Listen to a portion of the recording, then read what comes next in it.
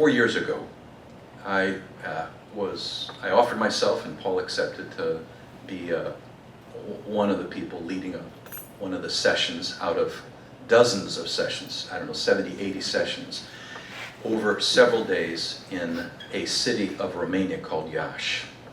And at that point, meeting where hundreds of scholars were coming from many countries, nearly 40 countries. And there were all these papers being delivered in groups, 3, 4 papers, book reviews, all kinds of things. It was an extraordinary experience to see, first of all, a international pan-Orthodox organization actually function. And I don't mean that as a critique on the Orthodox Church.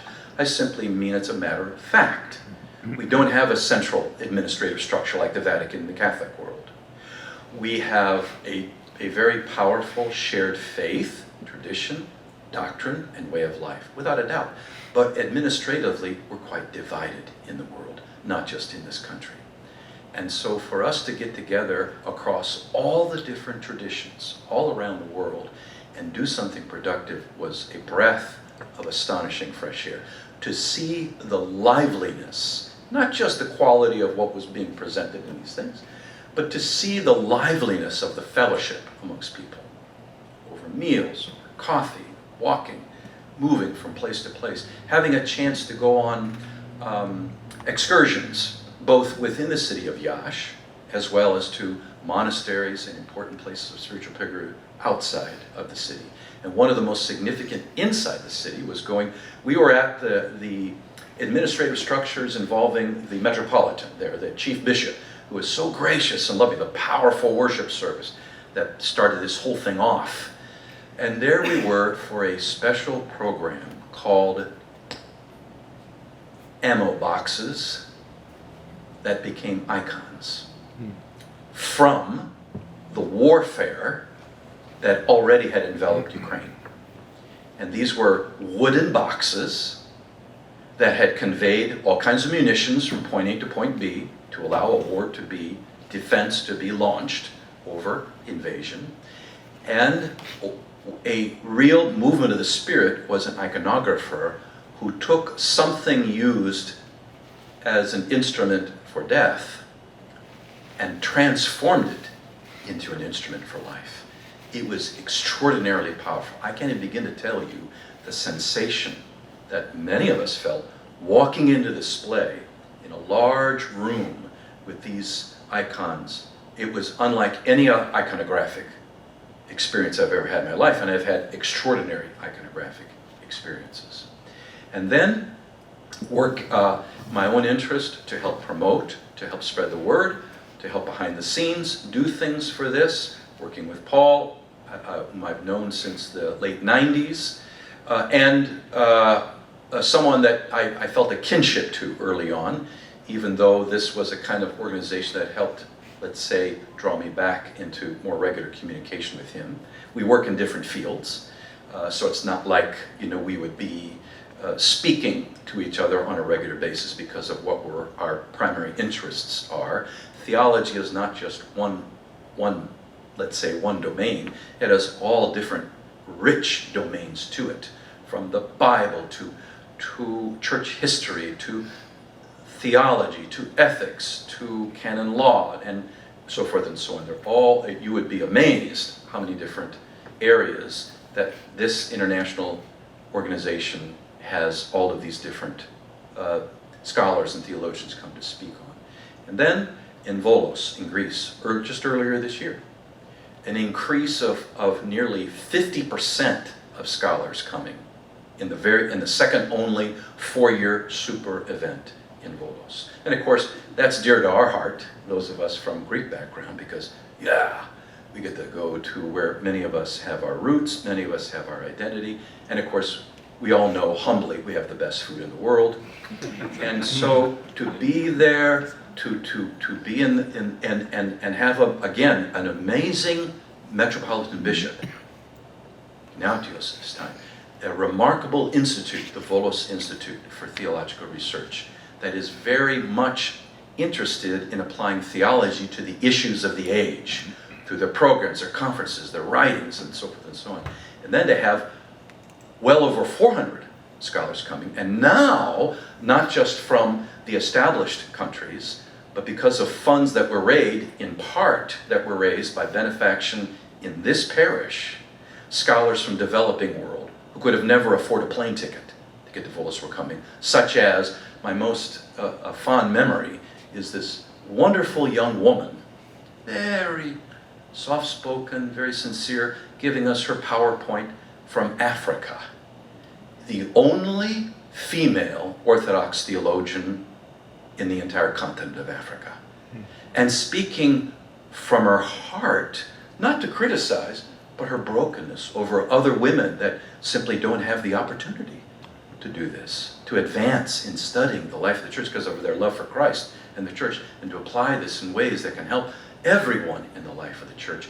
And the beautiful way she did this and the way people responded to it, that's an example of something that could not have happened 4 years earlier, 2019, now happened in 2023, and that we're going to continue to build upon in 4 more years when the next site will be in the Republic of Georgia, in a city on the Black Sea. And many of us have no idea what the Republic of Georgia is like, but the bishop there, the people there are very excited to host us.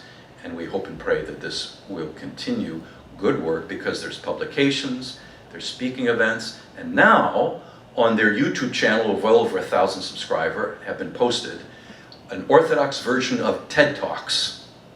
We're all familiar with those talks by people who are expertise in their field, and it can really address themselves to the general populace about all kinds of issues from A to Z, and do so in beautiful ways. I've seen and used many of these, sometimes even in my teaching. I work with clergy, even if it may not be on what you'd think is a, quote, theological topic, but it's psychological, it's spiritual, contemplative, it's social, and has very easy connecting impact on our lives, that we hope this is an example of something that brings to bear the work of scholarship and theology for the common good of all in ways that are addressing the people and easily available. Short talks, 15 minutes at most, and we're going to be promoting this as well, because we realize we live in a digital age, and most young people are now learning about the Orthodox Church if they're seeking, and there's seeking going on all over the place, inside and outside of Orthodox. They're learning about the faith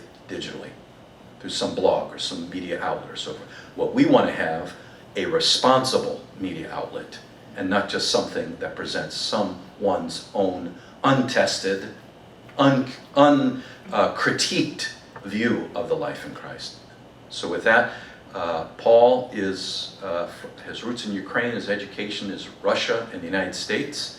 He is a scholar of the Church Fathers. He's a scholar of systematic theology, doctrines of the Church. He has published many publications.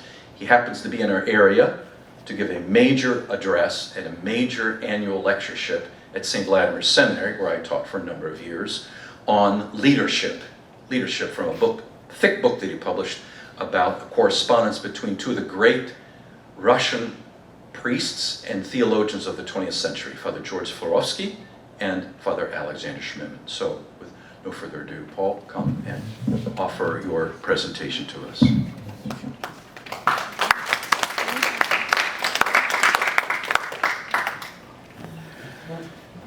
Thank you so much, Father Harry, for this generous presentation. I should say that I am now going to Greece probably as often as many of you do, at least once or twice a year. Cannot get enough of it.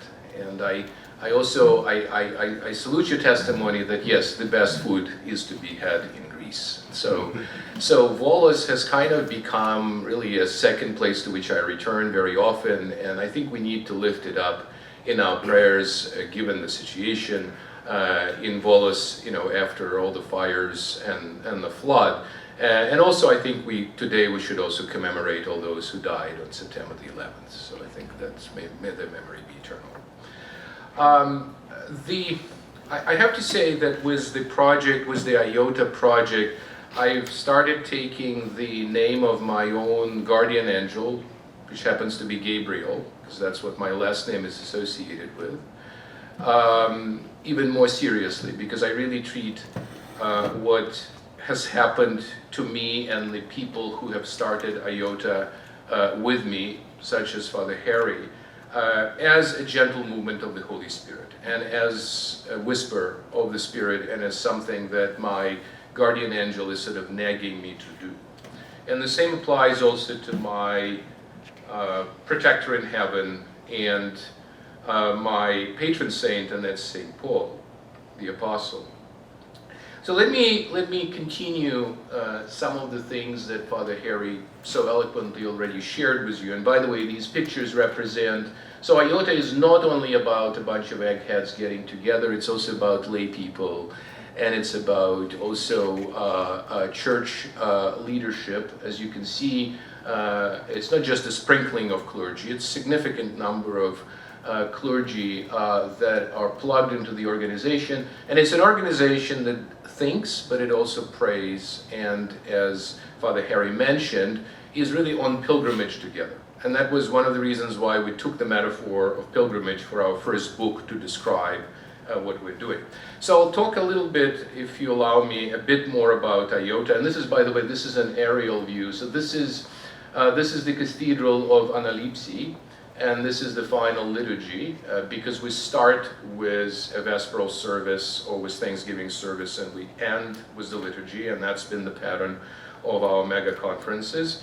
And this is after the Vespers, and this is sort of an aerial slide on the people who have been present. We just filled that cathedral of St. Constantine and Helena. Probably some of you are familiar. That's sitting on the harbor. That's sitting on the Wallace Harbor. So I will also talk to you about 4 shifts that I myself can discern based on my international experience in what the church is likely to be undergoing in the next 50 years.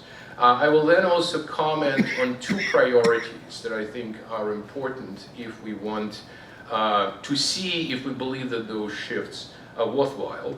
And I promise I will not hold you for more than about 35 or 40 minutes, and then we could also have a wonderful discussion, because I'd like really this to be also a conversation that engages all of you.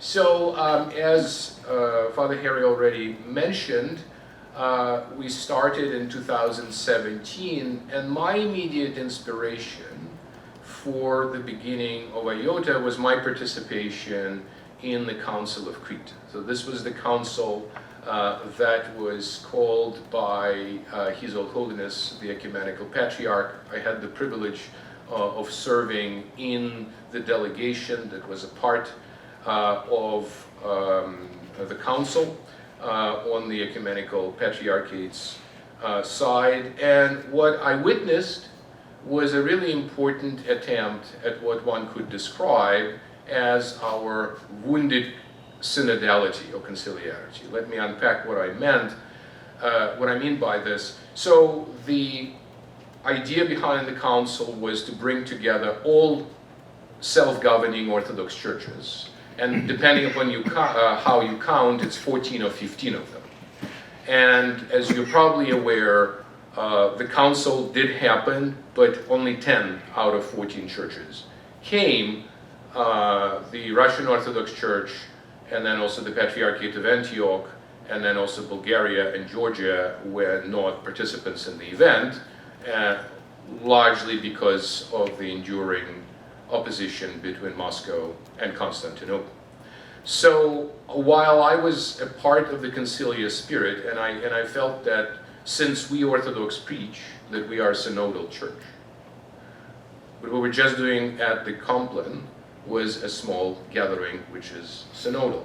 What we're doing at the liturgy is a synod. Your parish council is a small synod. So think of the work of the parish council as participating in the larger process of being a church that is a synod. And we typically, now you might think, what would that be compared to? We typically compare this to the forms of governance that has, for example, the Petrine office or the primate in Rome as the sort of the main authority within the church. So often we oppose our synodal way of life to, let's say, the Roman Catholics who have the office of the primate.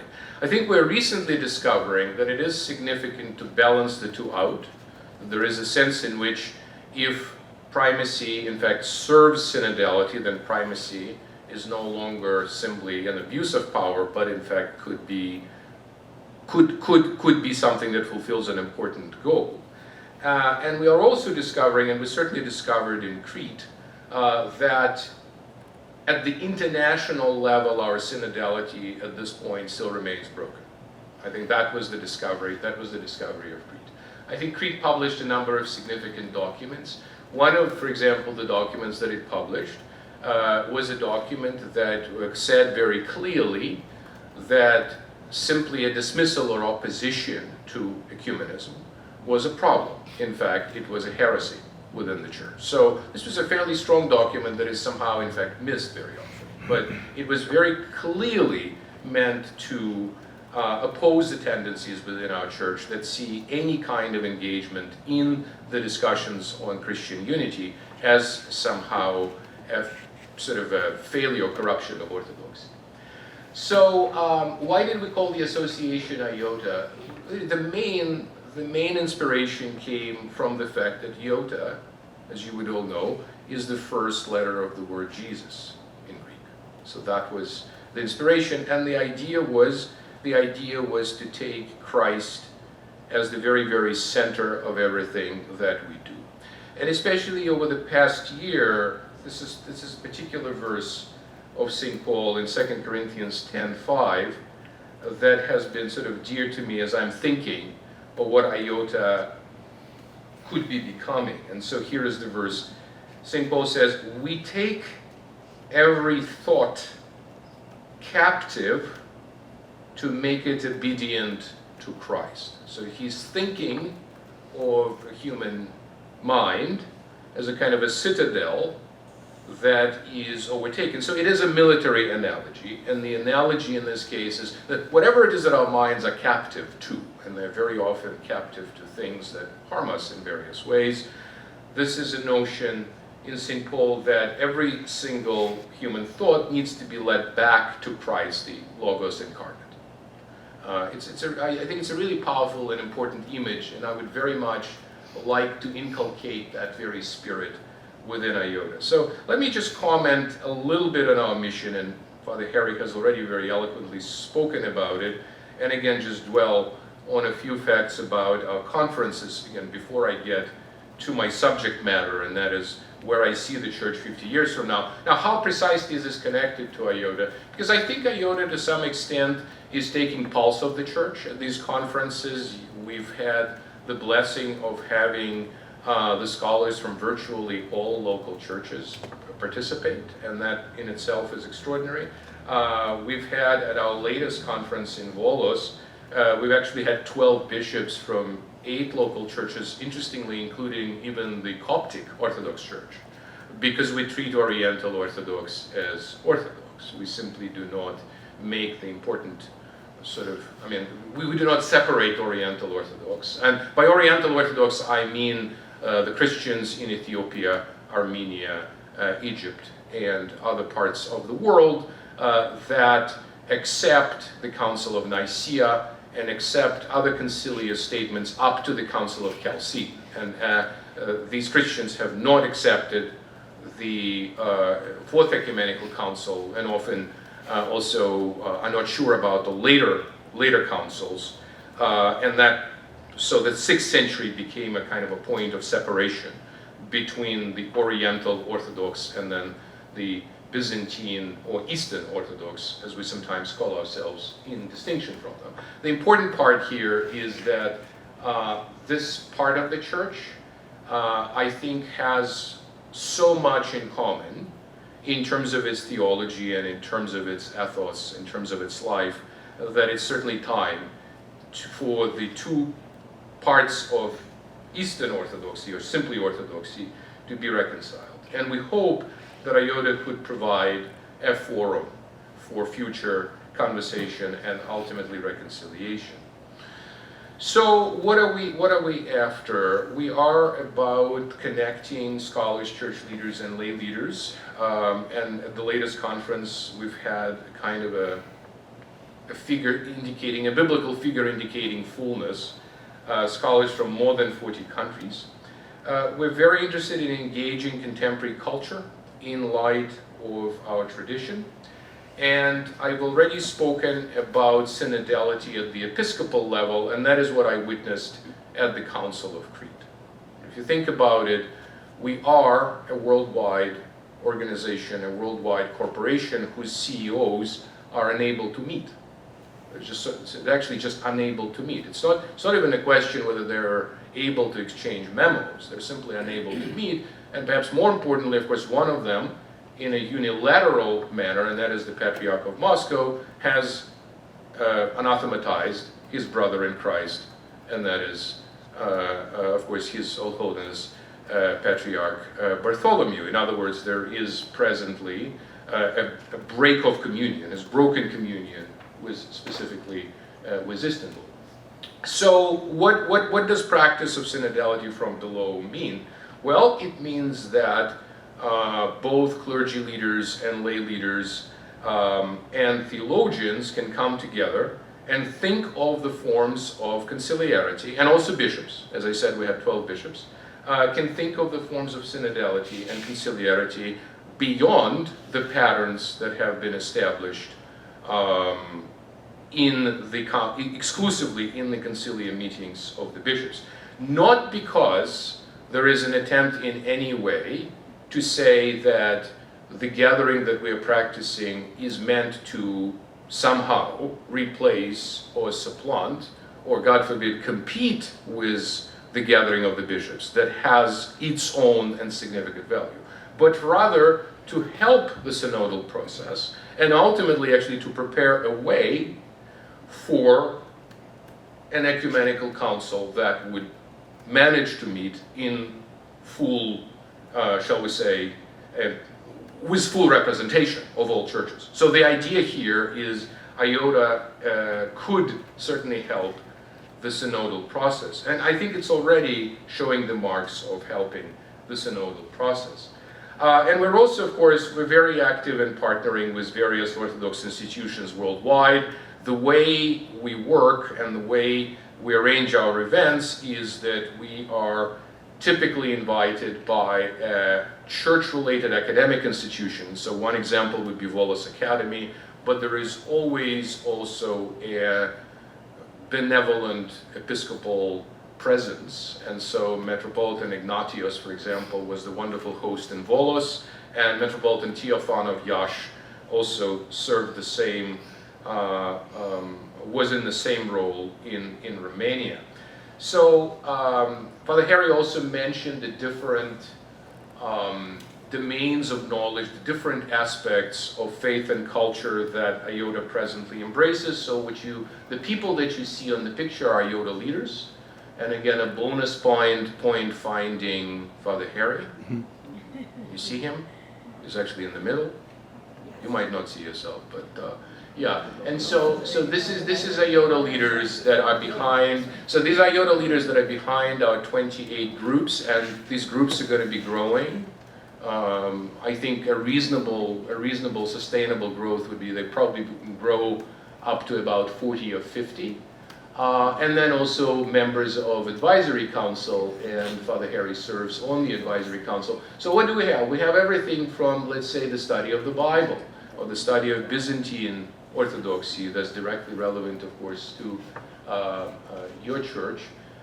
We have the groups that study the church fathers, we have the groups that study political theology. We also have the groups that study contemporary questions, so for example, women in the Orthodox Church. Father Harry mentioned Zipporah Moara, a theologian from Africa. It is the case that effectively the African Church is able today to train women, but then subsequently does not find a position, a place for them in the church. And so that, of course, is not exclusively an African question, but it is certainly quite sharply a question in Africa. And by Zipporah being there and several other significant leaders from Africa being there, Father Tiani, and then subsequently Father John Njoroge, what we're trying to do is we're trying to be very strategic about bringing together the leaders from the southern hemisphere, effectively, because of course, as we know, the story of the 20th century is the story of the spread of Christianity in the global south. And for IOTA to have a conference and mission and not to do justice to this reality would certainly be a significant oversight. And it's precisely your church that has enabled many of the participants from the global south, and also many emergent scholars, or rather junior scholars, emergent leaders, to be present at this event. Because of course my aspiration is to make our conferences as accessible as possible. So what else do we have? Well, we have groups that study the understanding of the church, or ecclesiology. We have groups that study liturgy, liturgical studies. We have groups that study the theory and practice of missions. We have groups that study asceticism and spirituality groups. We have groups that deal specifically with Oriental Orthodoxy. We have Slavic Orthodoxy, Romanian Orthodoxy, and also the groups that deal with Orthodoxy and international politics. So as you can see, it's a fairly broad, and also a group that explicitly does Orthodox education, etc. So it's a fairly broad swath of things. You can think of it as an Orthodox republic of learning. There are undoubtedly elements here that are still lacking. I would love, for example, to see a group on orthodoxy and psychology. That would be an important one. We do have a group that deals with theology and science, and that is a growing group because there's such a tremendous interest. And there are other elements that could still be added to the list of groups that you see. So we are endorsed by many hierarchs, including, of course, the Ecumenical Patriarch, and then also you see here Metropolitan Ignatius, and this is then also several other bishops of the Church of Greece, Bishop Maxim of the Church of Serbia, Bishop Grigori of Koti from the Georgian Orthodox Church, and then also Bishop Gerasim of Dallas from the Orthodox Church in America. In addition to that, again, Father Harry mentioned our YouTube channel. You're welcome to check it out. As you can see, we also have some people that will be familiar to you. Here is Father Harry's presentation on gratitude and forgiveness. As you can see, we have Professor Branch talking about understanding secularism. We have Anba Suriel, a Coptic bishop, talking about the dialogue between his church and our church. And then also Father Christopher Knight, who is a former scientist, former physicist, talking about science and theology discussions. So this is just a very, very, very small sliver of the educational materials that we have for you online. And again, I would encourage you to look into those. We started also an imprint, IOTA Publications, and our vision, our aspiration, is to produce quality and accessible books on all aspects of faith and culture that would be particularly, that would be targeting especially interested laity. And so at this point we've published 3 volumes and there are 2 in progress. So this is just by way of introduction of my own international experience with founding this organization and leading it in my spare time. So I am a professor by day, but this is one of my 2 hobbies. So one of them is running this organization. So thinking about the Church of the future, I think I mentioned yesterday already that this question, what the Church of the future would look like, was posed to me at a dinner conversation where I mentioned the fact that I'm running this organization that's thinking about various difficult issues that face our church today. And the question was, it was a very pointed question by a politician who said, well, where do you see a church in 50 years? And I was really taken by surprise. And I love surprise questions, especially from my graduate students. I really love them. I like the questions that unsettle me, upset me in some sense. And of course, my immediate response was that it would really be presumptuous to make any sorts of prophetic statements about the church of the future because my church is such a big tent.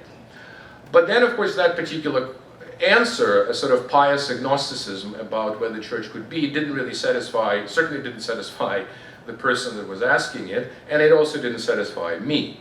So I started thinking a bit more about what we can discern looking at the various trends, at least looking at the North American situation. What is it that we can conclude about where the church is likely going to be in 50 years? So let me offer 4 points for your consideration. So first and foremost, I think what we're witnessing quite clearly is the church that is less ethnically homogeneous. Specifically, what that means is Ukrainian church is less Ukrainian, and Russian church is less Russian, and certainly Antiochian church is less Lebanese, and more everything else, etc. And Greek church is less Greek, and becoming more multicultural, reflecting specifically what? In our case, I think reflecting especially the trends of intermarriages. And intermarriages between different, of course, ethnic Orthodox, but also, of course, Orthodox and non-Orthodox. I'm told that the statistic that it's 50% of marriages that are now between Orthodox and non-Orthodox. So that statistic itself is quite outdated, and the closer number is actually something where somewhere close to 70%, right? So if it's 70%, just think with me about this dynamic. What does this mean? Well, ideally, it means that in order to make the Orthodox Church also a home, perhaps a second home, a spiritual home for the non-ethnically Orthodox spouse, or the spouse that might very well like to embrace the faith, the church needs to become a home that is more focused on Christ and less focused on exclusively a question of origin or ethnicity. And so, simply by virtue, this is in many ways that's a sociological trend. What we're likely going to see is a church that is less ethnic and more multicultural. Another way of casting it, we could say that it's going to be a church that is less a diaspora church and more American. And I think I made this comment yesterday, there will be probably one proviso, one comment that I would want to make. That all would still be subject to the immigration trends. So, for example, if we're going to face a substantial wave of economic migrants from Eastern Europe or from Greece, it is likely that we will also need to adapt to that new reality. And again, the church would have, in its incarnational reality, will have to become, keeping Christ at the center, all things to all people, meaning, of course, serving both the new arrivals and the conditions where it really can no longer just survive as a diaspora church. So I do think, I remember I did this about 5 or 6 years ago. I did this experiment at Fordham, and I asked people who were present at a gathering, at an event where we were pondering what is going to happen at Crete. This was a pre-Crete, one of the pre-Crete sort of gatherings. I asked, how many of you consider yourself sort of American first and then diaspora second, or rather American primarily? And then basically more or less everybody lifted their hands. And then I asked, how many of you consider yourself solely diaspora? And I think nobody raised their hand, interestingly enough. And then I asked, well, what about the kind of a dual, shall we say, belonging? And again, about a third raised their hands. So that was telling. That was interesting. So the second, and I think the second trend that we're likely to see, and I think that is a trend to some extent that is going to follow the first one, although let me explain how it's distinct. So presently what we have is different overlapping archdioceses. Depending upon how you count them, there's more than a dozen of them in the larger sort of New York City area, etc. And I don't know what the situation is precisely in Connecticut, but it's probably something very close to that. So what we have is different overlapping jurisdictions. We have, of course, GOA, and that is Greek Archdiocese. Then we have the Antiochian Archdiocese, we have the Serbian Orthodox Church, we have the Orthodox Church in America, we have the Russian Orthodox Church abroad that has interesting and complex relationship with the Moscow Patriarchate. Then we also have Ukrainians that are under the Ecumenical Patriarchate, etc., etc., etc. Right? So what we have is these parallel, basically these churches that lead, these archdioceses that lead parallel lives. It's not a secret to you that the movement towards unity, movement towards some kind of unification, of course, was already started in the 70s. And you might say, well, since it started in the 70s, and now 50 years later, we're no more united, what reasons do we have to, why would we believe that in 50 years we'll be more united? What is it that drives me to that conclusion, other than maybe my optimism that should happen? Well, there are two reasons that I would want to offer. The first reason is simply canonical and ecclesiological. It's just to normalize the state of the church. There ought to be, there should be, one bishop in one area. As difficult as that is, that has fundamentally been the canonical order of the day in the early church, more or less since the time that we have a tradition of canons, more or less from the 4th century on. So that's one reason. But if that reason is too theoretical and not compelling enough, the second reason is this. If in fact the statistic as far as the growth of the church is going to continue, namely that in some areas we might be stable, but in other areas we will be dwindling, or the numbers are going to go down, if that statistic is going to continue, then it would certainly stand to reason that mergers of different Orthodox organizations and associations will occur. So presently we have about 3 or 4 major seminaries and something like 9, or maybe more, seminaries altogether.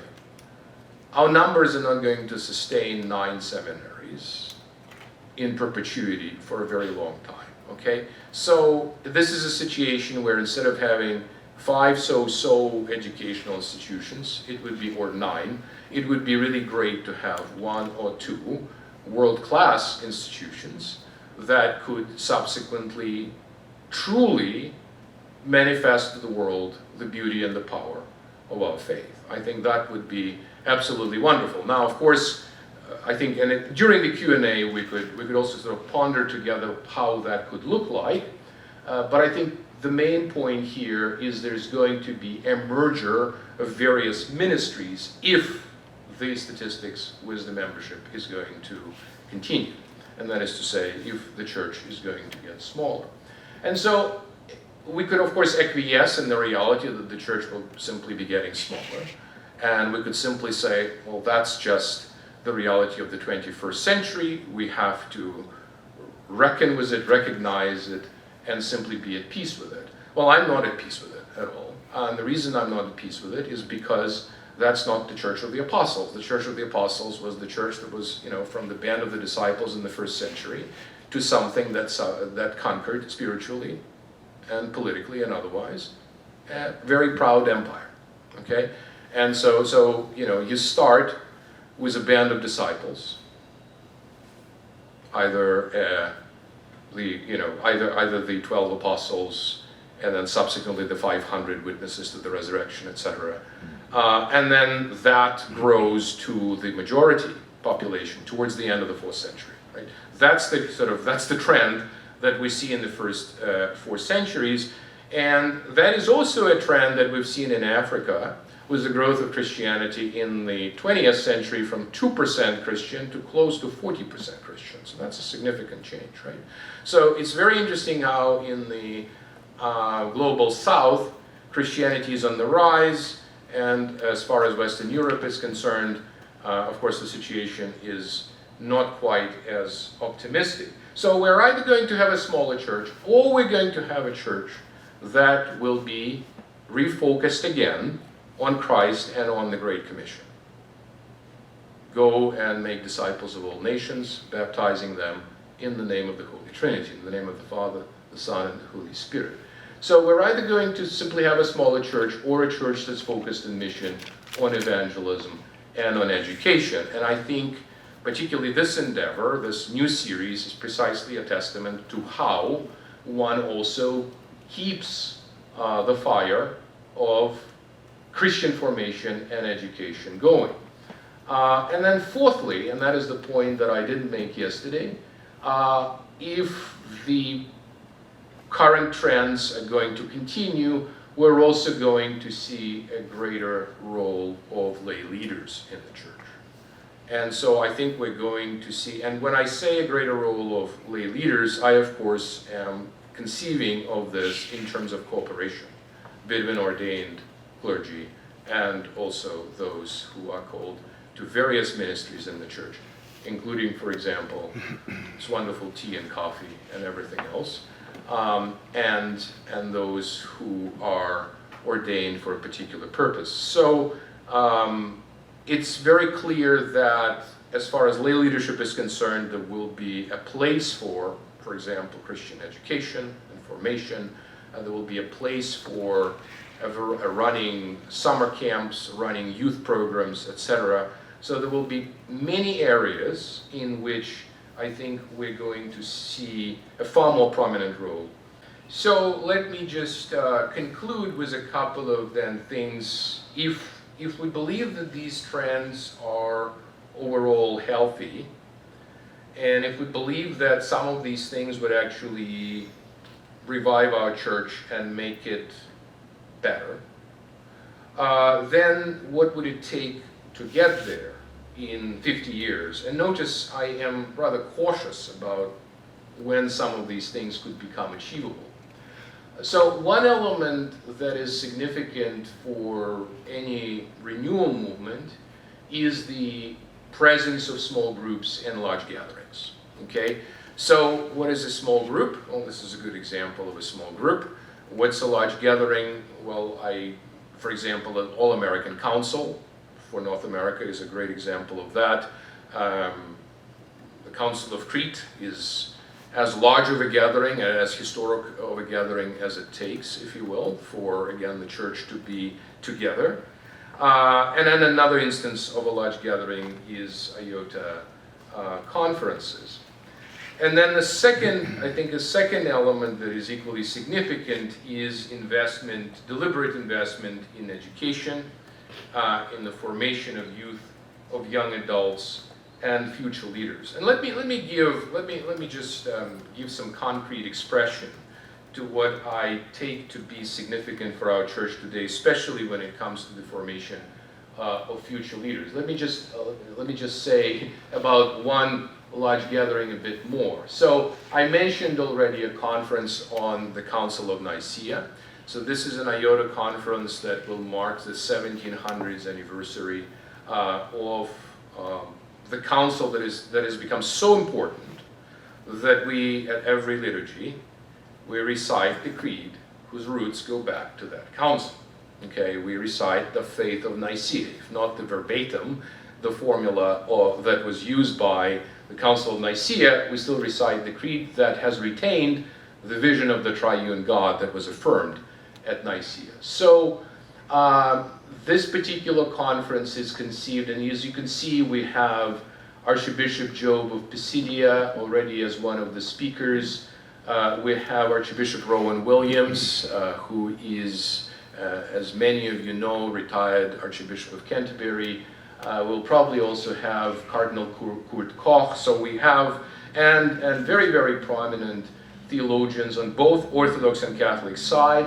What are we going to be talking about? Well, one main question is simply this. Assuming that we in fact confess the same God through the Nicene Creed, if that is the case, then what are the remaining barriers to intercommunion? Why is it that we cannot figure out intercommunion in more than 1,000 years now? And of course, you could give all kinds of non-theological and political and anthropological reasons, meaning having to do with human nature, etc. But the interesting question still is, what are the barriers to intercommunion? So, of course, a lot of work went into this in the present-day ecumenical movement. And we're hoping that this particular conference will be a modest next step, advancing us closer to the reality, to the possibility of intercommunion. And one specific interesting issue that the Council of Nicaea resolved, at least temporarily, it solved the question of when you celebrate Easter. And then, of course, later, because of the difference in calendars, the two churches started again drifting apart, and the result is, of course, that there is the Western Easter and there is the Eastern Easter. Although it's very interesting that yesterday, for example, your parishioner that arrived about a year from Jordan mentioned the fact that it's the experience of Jordanian Christians that they celebrate, remarkably, Western Christmas, which incidentally we also do, December 25th, but then they also celebrate Eastern Easter, okay? Meaning that the tiny minority of Christians in Jordan, a tiny minority, Greek Catholics, Roman Catholics, Greek Orthodox from, I assume, the Ecumenical Patriarchate, I'm not sure, I would assume, in Jordan,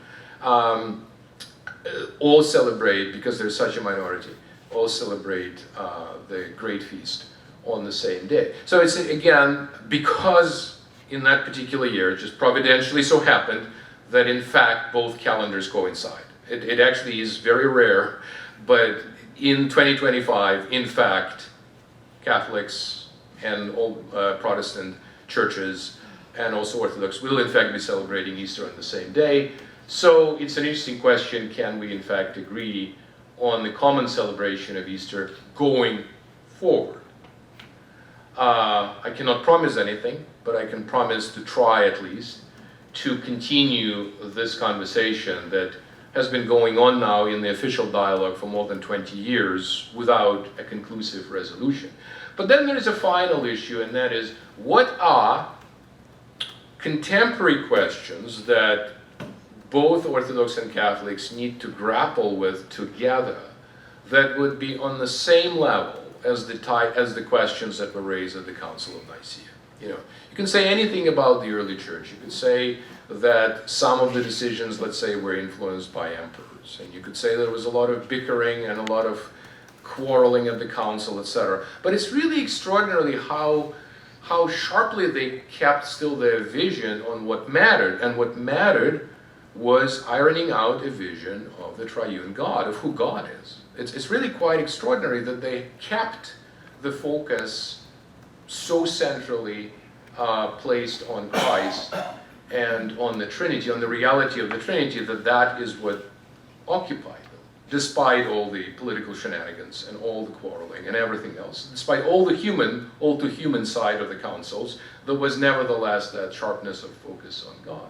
And I think that is really extraordinary in light of where we are today. And so it would be, again, interesting to ponder what are Nicaea scale contemporary questions. And I cannot imagine this particular conference resolving them. And I hope also that we're going to be rather sharply focused on Orthodox Catholic unity in this conference. But our conference on tradition in the Republic of Georgia, so the tradition is not only something that you retrospectively celebrate, but the tradition is something that is living and something that you move towards and think about as something that is also being constantly revived and fulfilled in the future. That question, what are Nicaea scale contemporary issues, will be occupying us for quite some time. And so finally, I really think that we need to invest in leadership. We need to be very strategic about the future leaders of the church. And by future leaders, I mean, well, everybody in the church who has a leadership position.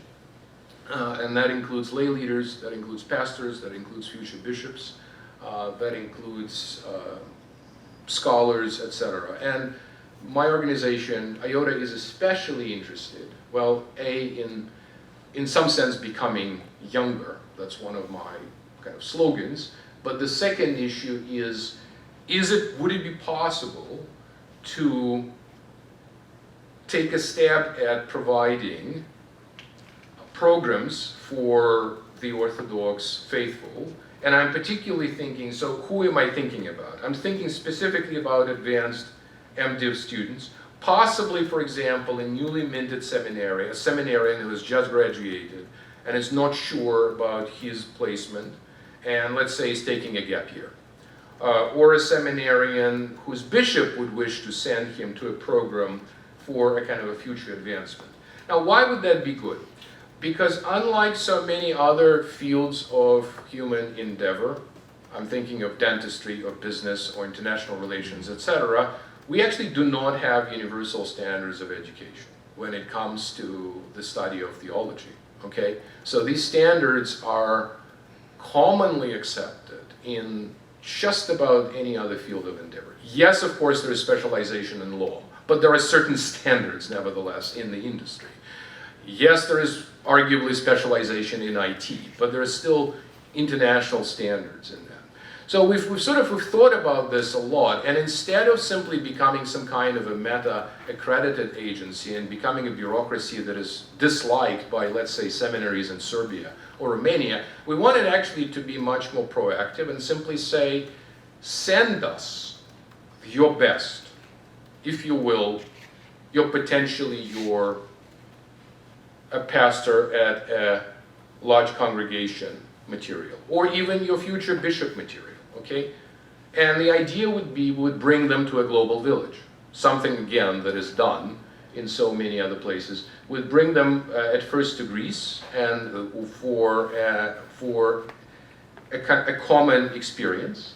And then subsequently, there are already several important institutions in Italy that are very interested in giving Orthodox, that we would bring, for example, we could bring them from different churches, local churches in North America. So we could, let's say, get one seminarian from the Holy Cross, and then one seminarian from the Antiochian jurisdiction, one from OCA, one even from Rocor. I mean, I really would like to go into the places that typically do not interact as much, and then take one person from Bulgaria and Georgia and Serbia and Romania, and the places that we really very rarely hear about, because they feel isolated. This is what Georgians told me this summer.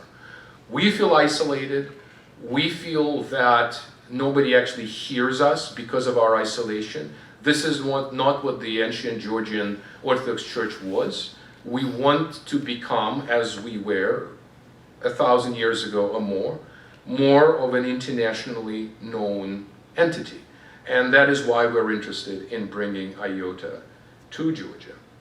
But in this case, we would take emergent leaders, future leaders, put them in a cohort model together, offer them a common experience of worship, where they would suddenly discover that there are this variety of different ethnic traditions of the way in which. And so there'll be a significant common element to this. They will also discover, for example, that there are Eastern Catholics. And they will also discover that Roman Catholics do not, roast babies at 4 o'clock in the morning. In other words, they would become more accustomed, more acquainted with other forms of Christianity. And so we bring them to Italy, potentially also give them an experience in the United States. And there's also a possibility, for example, of doing a week-long program with them at the World Council of Churches in Switzerland. Now, I can assure you, both many Protestant churches and Catholic churches, of course, have these programs. The only worldwide church, was more than 100 million. Anglicans have these programs and run them very well. Nordic churches have them and run them very well. You cannot even imagine how many programs similar to this, of course, are readily available in the Roman Catholic Church. We really are the only church that's not thinking globally, that's always thinking exclusively in terms of our ethnic enclaves. And I think if we run this experiment for a few years, then it seems to me that there could be extraordinary benefit to that experience, to the church at large. Let me just give you one example, and that is His Holiness Patriarch Bartholomew. It's clear that his experience in Rome as a canon lawyer, because he spent his education in canon law was in Rome, it clearly influenced the way in which he thinks about the dialogue between the Catholics and the Orthodox, and also the way in which he thinks more generally about the ecumenical dialogue, and the way in which he also, it's that experience, plus, of course, in many ways, the tradition of his predecessors, that influences his thinking on the matter. So these are the types of leaders, these are the types of people, these are the types of minds that we would want to create. And so I think of them as locally dedicated, because we really want them to return to then subsequently their home institutions and home countries. That would be a challenge, and that itself would need to be thought through. But we really want them to be locally dedicated, and we also want them to be globally educated, pastors and scholars. And so the mix here could be with MDiv students, but it could also be advanced doctoral students with a terminal degree in theology, but not necessarily theologians. So it could be canon lawyers, it could be a variety of others. So what I would love to see the Church of the Future doing is, again, getting much more systematic in training future leaders, and also much more systematic in thinking through succession questions. Because I think another significant element for us is the question of succession in terms of the way in which we appoint leaders to particular positions is often very ad hoc. So I think on this note, let me finish and then invite questions and comments and thoughts and objections perhaps.